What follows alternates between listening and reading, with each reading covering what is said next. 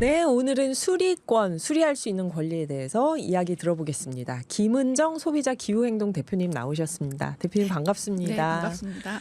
근데 저희 수리권 얘기를 사실 대표님 예전에 했었어요. 모르셨죠? 대표님 출연하시기 전에 예전에 저희 4월에 오디션 할 때 네. 그때 노광준 PD님 손잡기에서 제 순서에 이 수리할 권리를 했어요. 그리고 기후톡파원 첫 번째 기후톡파원 해주신 분이 김상환님인데 이분이 아들 노트북 수리한 후기를 올려주셨거든요. 그래서 뭐 또 GPGP 섬 얘기하시는 분들이 있었고 전자제품 쓰레기가 아프리카에서 산을 이룬다 이런 기후톡파원도 계셨는데 오늘 그런데 김은정 소비자 기후행동 대표님이 저희가 이렇게 토막토막 얘기했던 것들을 아마 총정리해주는 시간이 될 것 같습니다. 전자제품을 수리할 수 있는 권리, 수리권이 뭔지 한번 다시 설명을 들어볼게요. 다 지난 얘기라서 네. 저도 까먹고 청취자분들도 까먹고. 근데 뭐 말 그대로 네. 수리권이라는 것은 소비자가 그러니까 본인이 원하는 방식으로 수리할 권리를 말하는 거거든요. 그래서 우리나라 같은 경우는 서비스 센터가 굉장히 잘 돼 있잖아요. 네. 그래서 수리권에 대해서 별로 심각하게 생각하지 않으시는 경우가 많은 것 같아요. 네. 근데 외국에 같은 경우에는 좀 멀리 떨어져 있기도 하지만 실제로 또 곰곰이 생각해 보시면 서비스 내가 조금 고칠 수 있으신 가능하신 분들도 서비스를 신청해 놓고 기다리시거든요. 그리고 또 이제 이게 온전히 내 거면 내 맘대로 좀 개조도 해보고 싶고, 예, 뭐 라디오 같은 경우는 안테나가 없는데 달아보고도 싶고, 네네. 다른 주파수를 좀 받아보기도 싶고 이러실 텐데, 네. 만약에 그렇게 자가 수리를 할 경우에는 이후에 뭐 무상 서비스를 못 받는다든지 하는 불이익이 또 따르기 때문에 이럴 경우에는 온전한 소유권이 아니다 이런 주장이 이제 제기가 되고 있습니다. 제가 여기서 한 가지 궁금한 게 저는 항상 가전제품 수리하면서 쓰고 있다고 생각했거든요. 근데 그게 AS 센터에서 불렀던 거였어요. 맞아요. 지금 선생님 말씀 중에 수리권하고 수리하는 거하고 서비스 받는 게 다르다는 느낌이 드는데요. 그러니까 본인이 어떻게 수리할 것인지를 선택할 수 있어야 된다는 거죠. 직접 수리할 수 맞아요. 있어야 된다. 네. 그러면 애프터 서비스 AS 센터를 부르고 하는 거는 보통 우리가 뭔가를 개조했을 때 AS 센터에서 그렇게 하면 무상 서비스가 안 된다는데 그건 수리할 권리가 결국 없는 거 아니냐. 그렇죠. 그러니까 지금 들으시면서 전자제품 우리 고장 나면 다 불러서 수리해서 쓰는데 하실 수 있어요. 근데 이제 지금 대표님 말씀은 소유한 사람이 원하는 대로 수리할 수 있는 게 수리권인데 우리나라는 AS 센터에서 애프터 서비스를 해준다는 명목으로 그 수리를 맡고 있다 이런 말씀일까요? 맞습니다. 네. 그래서 미국이나 유럽 같은 경우에는 이미 이제 소비자가 원하는 방식으로 수리할 수 있도록 매뉴얼을 제공하는 그 제도들이 시행이 되고 있어. 그런 프로그램들이 시행이 되고 있습니다. 그러면 그게 이게 고장 났을 때는 원하는 대로 이렇게 수리할 수 있습니다는 매뉴얼하고 네. 뭔가 수리할 수 있는 부품도 같이 주는 걸까요? 그러면? 유럽은 이미 작년부터 이제 시작을 했고 우리가 대부분 많이 쓰는 삼성이나 LG 같은 가전 업체들도 유럽에서는 그런 매뉴얼을 제공을 하고 있어요. 그리고 미국도 올해부터 이제 그 서비스를 제공을 하고 있습니다. 근데 이런 궁금증은 있을 것 같아요. 그런 나라는 우리나라처럼 좋은 AS 센터가 없잖아. 그렇게 생각을 하는 분들이 있을 것 같아요. 네. 먼저 그럼 말씀을 좀 더 들어볼게요. 네. 이게 우리가 뭐 핸드폰이나 노트북 TV, 냉장고 이런 것들이 사용 기한이 어느 정도 그러니까 AS 센터의 기준이 그 몇 년 이상 되면은 무상이 아니다. 뭐 이런 게 있잖아요. 보통 이제 그거는 사실 때 무상 AS 기간 이런 게 이제 뭐 2년, 4년 뭐 이렇게 정해져 있어요. 네네. 근데 이제 그거보다 중요한 거는 무상 AS 기간이 지났다고 해서 멀쩡한 제품을 버리진 않잖아요. 네. 그러면 유상으로라도 계속 수리해서 써야 되는데 내용 연수 기한이라는 게 정해져 있어요.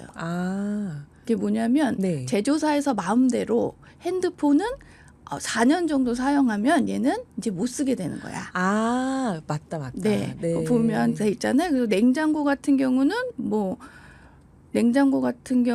9년. 뭐 에어컨, 보일러 이런 건 8년. 세탁기는 7년. 이렇게 정해져 있고. 저도 작년에 세탁기를 바꿨는데 걔가 23살에 제가 보내드렸거든요. 23년을 쓰셨어요, 네. 세탁기를. 와. 네. 그래도 돌아갔나요? 네, 선생님? 돌아갔습니다. 아, 예. 그런데 이제 고장이 좀 났는데 부품이 없어가지고 네네. 고칠 수 없다, 뜯을 수도 없다 이래가지고 이제 어쩔 수 없이 교체를 하긴 했는데, 그러니까 그 제조사에서 정한 거는 제조사 마음대로 이제 정한 거고, 네. 우리가 사용하는 건 또 별도의 문제인데 유상으로 받더라도 또 부품을 이제 보유하고 부품이 있어야 고칠 수 있잖아요.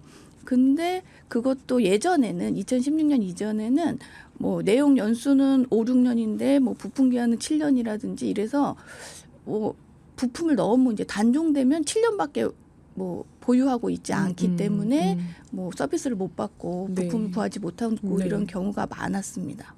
아, 그렇네요. 생각해보니까 사용연한을 딱 정해주니까 그 기간이 지나면은 고장나는 게 당연한 거고. 네. 부품도 정해주니까 그 기간이 지나면 수리하고 싶어도 그 부품이 없는 게 맞아요. 당연한 거고. 그럼 이게 다 쓰레기가 되는 건데. 그렇구나.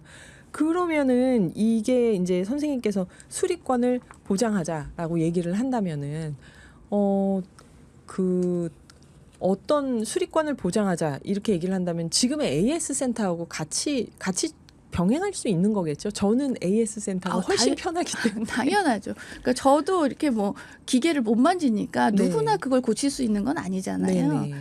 특별한 경우나 아니면 고쳐보고 싶으신 분들도 있을 거고, 또 네. 간단한 고장 같은 경우에 뭐 동영상이나 부품만 갈아 끼우면 되는 것도 이제 무작정 AS를 기다려야 되는 경우도 많습니다. 그리고 이제 여기 경인방송 들으시는 분들은 수도권에 살고 계시기 때문에 네. 접근성이 훨씬 좋잖아요. 아, 네. 근데 또 지방이나 도서 지역에 사시는 분들은 또 서비스를 못 받게 되는 경우도 있기 때문에. 아, 그런가요? 대기업 맞습니다. AS 센터도 그런가요? 뭐 도서 오. 지역은 또 그거 가야 되니까요. 아, 그렇구나. 네.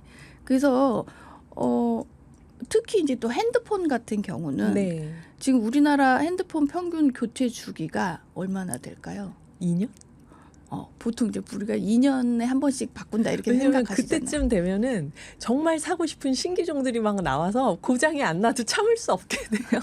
근데 의외로 이제 핸드폰 회사에서 정한 사용 내용 연수는 네. 4년 정도 돼요. 4년이요. 네. 근데 우리나라 이렇게 조사해 보면 33개월 정도에 한 번씩 교체합니다. 그러니까 한 1년 반 지나면 실증 네. 나서 교체하시는데, 근데 그분들한테 왜 교체했냐 이렇게 물어보면 우리는 이제 새 모델이 나와서 이렇게라고 대답할 수도 있겠지만, 한 반 이상이 AS를 맡기려고 했는데 AS 비용이 너무 비싸고, 맞다. 예. 그래서 그러려니 차라리 요금 새로 제끼고 새로 사자 예, 이런 맞습니다. 경우가 많다고 해요. 네. 근데 이제 그 전 세계적으로 폐기물 발생량이 한 5,700만 톤, 이렇게 아까 아프리카의 산도 말씀하셨는데 2030년 되면 7,500만 톤 정도 된다고 합니다. 산이 막 더 생기겠죠. 네. 근데 그게 문제가 뭐냐면 그 전자 부품 속에 안에는 뭐 회로만 있는 게 아니라 뭐 납땜도 하고 또 뭐 수은도 들어있고 유해 물질들도 많이 들어있거든요. 그러면 그게 제대로 처리되지 않으면서 발생하는 환경 오염 문제도 있고, 그다음에 거기에 쓰인 자원들을 낭비하는 문제도 발생하게 되는 거죠. 아, 그렇네. 이제 들으시면서 이제 수리할 권리가 뭔지 다 개념이 오셨을 것 같아요. 아, 네. 맞아. 고치고 싶어도 더 비싸. 고치는 비용이 따지고 보면은. 아니면 비슷해. 그러면 큰 차이 없어. 이러면 우리가 새 제품으로 가게 되는 거니까. 그리고 모든 대부분의 가전제품이 출시를 하면서 그게 몇 년 동안 마치 이게 무슨 네. 먹거리 유통기한처럼 몇 년 이렇게 딱지를 붙여놓으면 우리가 그 기간이 지나면 고장나도 당연하고 버려야 될 것 같고, 그게 아니다. 이거를 수리해서 오래오래 쓰는 게 자원을 낭비하지 않는 거다. 탄소를 절감하는 맞습니다. 거다 하는 말씀을 해주시는 건데요. 그러면 이게 고치는 기술이 없는 분들도 AS 센터와 병행해서 이 수리할 권리를 보장해주면 된다 하는 말씀이신데요. 여기 보니까 수리 용이성 지수라고 또 네. 자료를 주셨어요. 이거는 무슨 뜻일까요? 네. 그 말 그대로 수리 용이성, 수리가 얼마나 자가 수리하는 것을 편리하게 만들어 놨느냐라는 네. 지수인데, 요거는 이제 프랑스에서 좀 주도적으로 하고 있어요. 그래서 요거를 5가지 기준으로 해서 라벨링을 하는 거죠. 색깔별로 라벨링을 네. 하는 겁니다. 유럽 가시면 식품에도 이런 라벨링이 되게 잘 돼 있고 네. 색깔로 이렇게 표시해서 우리나라도 이제 한때 신호등 표시를 하겠다 뭐 이런 거 했었는데 그렇게 라벨링을 하기 위한 수리 용이성 지수를 말하는 거고 네. 얼마나 부품 조달이 용이한지 음. 분해를 편리하게 할 수 있는지 네. 그다음에 정보 매뉴얼 고칠 수 있는 매뉴얼이 잘 제공되는지 이런 것들을 이제 지표화해서 점수를 매겨서 이제 색깔별로 나타내는 거죠. 아, 그러면 그걸 보고 쉽게 수리할 수 있는 걸 고를 수 있게 해준다는 맞아요. 얘기네요. 그러니까 우리나라에서도 지금 삼성이 핸드폰 대상으로 자가 수리 매뉴얼을 열었습니다. 삼성 핸드폰을 우리가 사서 자가 수리를 할 수 있을까 싶은데 아, 네. 그게 뭐 가능하니까 나오는 그래서 거겠죠. 홈페이지 이렇게? 가보시면 예.